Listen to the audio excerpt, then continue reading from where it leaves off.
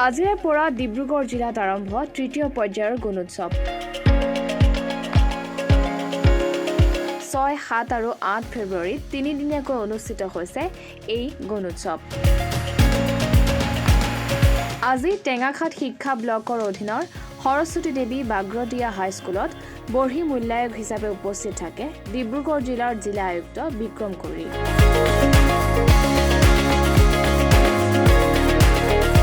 বিদ্যালয়খনত উপস্থিত থাকি ছাত্ৰ-ছাত্ৰীৰ লগতে অভিভাৱকসকলৰ লগত মত বিনিময় কৰাৰ লগতে আন্তঃগাঁথনিকে আদি কৰি বিদ্যালয়খনৰ বহু আভ্যন্তৰীণ দিশ নিৰীক্ষণ কৰে।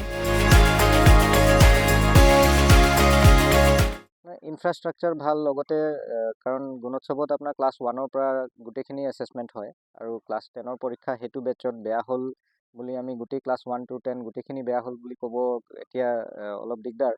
সেইকাৰণে আমি আৰু এবছৰৰ ৰিজাল্ট চাব লাগিব। কিন্তু এইবাৰ মই ভাবোঁ চেষ্টা কৰিছে তেখেতলোকে, আৰু সকলো ৰাইজকো মই অনুৰোধ কৰিম অলপ সহায় কৰিব লাগে স্কুলখনক। সহায় ইন দ্য চেন্স ল'ৰা ছোৱালীক পঠাব লাগে সময়মতে। মানে কিছুমান ল'ৰা ছোৱালী যিসকলৰ ৰিজাল্ট বেয়া হয়, এতিয়া ডিছকাশ্যন কৰোঁতে যিটো গম পালোঁ যে তেখেতলোক ৰেগুলাৰ নহয় স্কুললৈ। ল'ৰা ছোৱালীবিলাকৰ লগতো কথা পাতিলোঁ, তেখেতলোকক ক'লোঁ যে কি কৰে, তেতিয়া তেওঁলোক কৈছে ছাৰ ঘূৰি থাকোঁ, ক'ৰবাত খেলিবলৈ যাওঁ। সেই গাৰ্জেনসকলে সেইটো চকু দিব লাগিব। শিক্ষাৰ যিটো কথা শিক্ষকসকলে সেইটো তেখেতলোকে কৰিব, কিন্তু গাৰ্জেনসকলে স্কুলত সময়মতে যাতে পঠায় সেইখিনি মই অনুৰোধ কৰিম। অকল এইখন স্কুল বুলিয়েই নহয়, গোটেই আমাৰ ডিব্ৰুগড় জিলাত যিমান স্কুল আছে য'ত ল'ৰা ছোৱালী আহে তেওঁলোক যাতে সময়মতে আহে আৰু সদায় আহে, সেইখিনিয়ে অনুৰোধ কৰিম মোৰ ফালৰ পৰা। ইয়াৰ পৰা ওলাই চাওঁ, যদি এটা দুটা স্কুলত গুণোৎসৱ থাকে মই ষ্টুডেণ্টবিলাকৰ ইণ্টাৰেক্ট কৰি ভাল পাওঁ।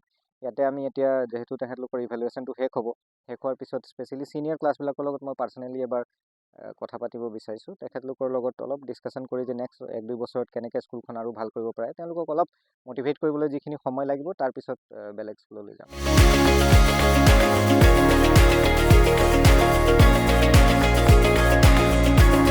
Bureau' report B24 Assam north east.